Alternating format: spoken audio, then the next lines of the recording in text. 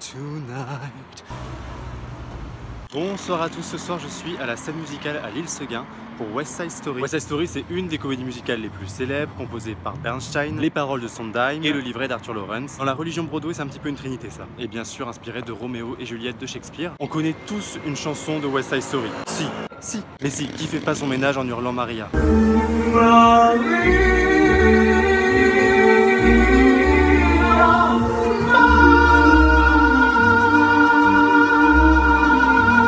Qui n'a jamais dansé sur ça?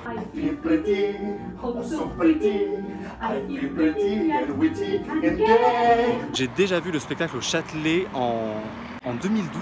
C'était programmé par Jean-Luc Choplin, qui a grandement participé à redonner ses lettres d'or au musical en France quand même. Et surtout les grands classiques de la comédie musicale. Et devinez quoi, le directeur de la scène musicale, c'est Choplin. Bref, j'ai hâte de revoir ce spectacle. On en reparle tout de suite après.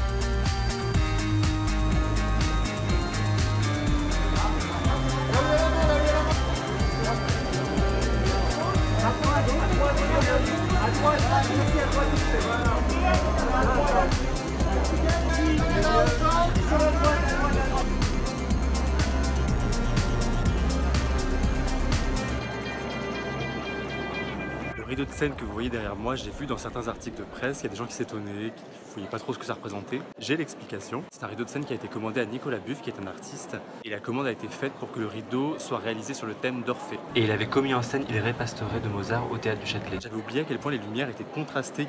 Par moments, ça me rappelait un peu Bob Wilson avec ses fonds très colorés, très flashy, et puis ces lumières très blanches sur les visages, sur les corps. La mise en scène qu'on voit là, en fait, elle reprend les chorégraphies de Jérôme Robbins quasiment à l'identique. C'est Joey McNally qui a mis ça en scène. Et ce qui est intéressant en fait dans cette version, dans cette chorégraphie, c'est que la danse, elle a un vrai rôle narratif. C'est pas une danse seulement ornementale. Dans la comédie musicale, généralement, toutes les parties dialoguées font avancer la narration. On est sur un temps dramatique qui avance. Et puis quand la musique arrive, que ce soit chanter ou danser, c'est une pause temporelle. Et les moments chantés ne font pas avancer l'action. Ici, c'est le cas.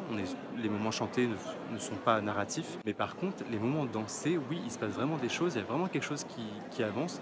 Et c'est pas le cas dans beaucoup de comédies musicales. C'est même assez rare. Ce que je trouve dingue, en fait, avec ce spectacle, c'est que, donc là, c'est les 60 ans du spectacle. Hein. Ça fait 60 ans qu'il a été créé. Et ça reste hyper moderne. Même les créations de 2015-2016 ne font pas plus moderne que ça. C'est incroyable d'avoir cette modernité pour un spectacle qui a 60 ans, même si évidemment ça a été retravaillé, hein, mais je pense qu'on est quand même pas si loin de la version originale. Donc ouais, c'est top. Là j'ai un petit peu hâte que ça reprenne en fait, on s'en fout de l'entracte. Squeezer les entractes.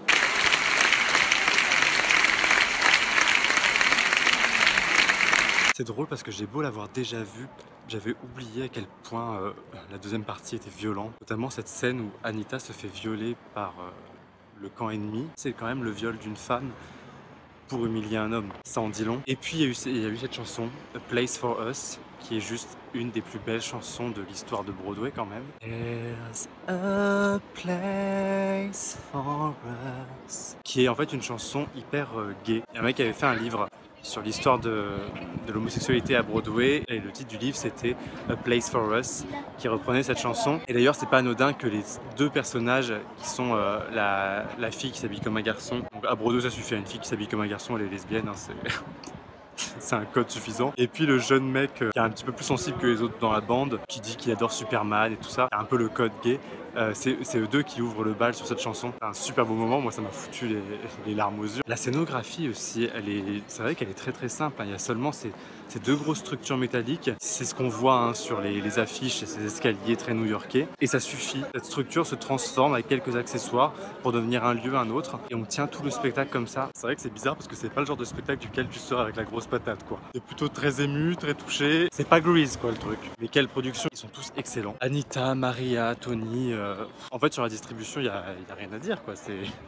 Le casting est parfait, la production est parfaite. Qu'est-ce que vous voulez critiquer des shows pareils en fait? À la limite, le seul point négatif, c'est la taille de la salle, qui est vraiment immense. 3000 places, je crois. C'est vrai que pour un show qui a été conçu pour un théâtre, se retrouver dans une salle type Zénith, c'est peut-être un peu grand et un peu disproportionné. Même moi, qui avais la chance d'être très bien placé, je me sentais quand même assez loin. En tout cas, si toutes les productions de la scène musicale sont de cet ordre-là, je pense qu'on va revenir souvent.